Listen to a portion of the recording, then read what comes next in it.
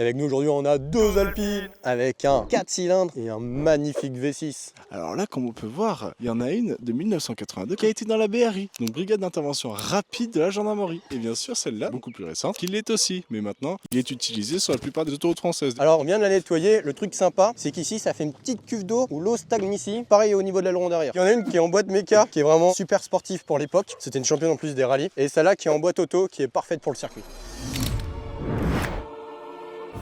Donc sur ce véhicule, on a une option en plus qui a été rajoutée par le propriétaire. Je t'écoute. C'est une option avec ses jantes dorées, à peu près vers 5000 €. De base, ils fournissent ces jantes avec 4 pneus, du coup, en Michelin Cup. Du coup, le problème, c'est qu'avec ces pneus-là, c'est de la gomme assez tendre, un peu semi-circuit, on va dire, pour faire très simple. Alors, on va dire qu'à rouler quand les pneus froids sont assez compliqués, donc il a préféré prendre des pilotes Sport 4S, pour ceux qui connaissent, donc un peu moins tendre et beaucoup plus adapté à la route. Comme on pouvait le voir, un intérieur cuir marron en option sur cette belle Alpine A110 avec un commodo ajustable ajouté en plus, de grande taille pour les palettes. Cette Alpine est du coup en automatique. On y retrouve 3 boutons pour le neutre, la marche avant et la marche arrière. Le parking est électrique. On y retrouve quand même une finition qui est belle pour une GT, avec des petits inserts en carbone au niveau des ventilations et du commodo central. On a une assez bonne option quand même, hein. On a des enceintes focales et les enceintes sont plutôt bonnes. On est sur du semi-baquet pour les sièges, c'est assez rigide et ça tient plutôt pas mal. Attention aux grandes personnes, hein, le plafond n'est pas très haut, mais bon, Moi pour qui mesure 1,90, voilà. vraiment pas mal avec le petit bouton sport qui fait plaisir. Et donc comme je disais, la fameuse plaque Alpine qui protège donc le moteur, il est juste en dessous. Et avec du coup la plaque pour le coffre arrière.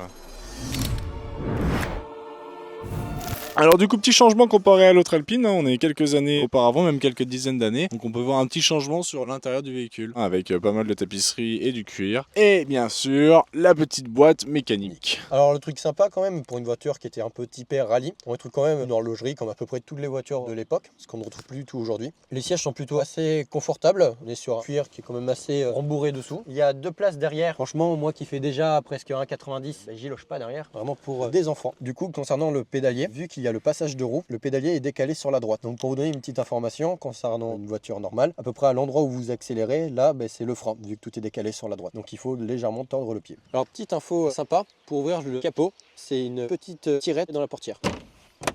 Cette Alpine, du coup, est équipée d'un V6 qui fait 150 chevaux et elle passe à peu près vers les 1 tonne 100. Chose à savoir, c'est que c'est un 2,7 litres de cylindrée ce V6. Donc c'est compétitif pour ces années-là et plutôt bien équipé. Mais là, du coup, c'est pas un moteur central arrière, c'est carrément un moteur arrière. Comme on peut le voir, il n'y a pas de coffre à l'arrière comparé à l'Alpine A110 où on peut voir la délimitation du coffre.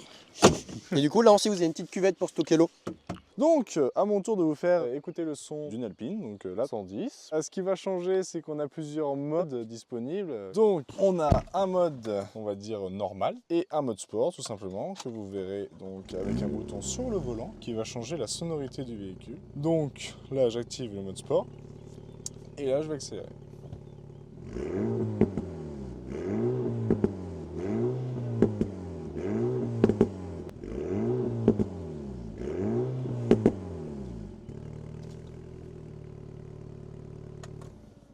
Du coup, maintenant, je vais vous faire écouter ce petit V6 de l'A310.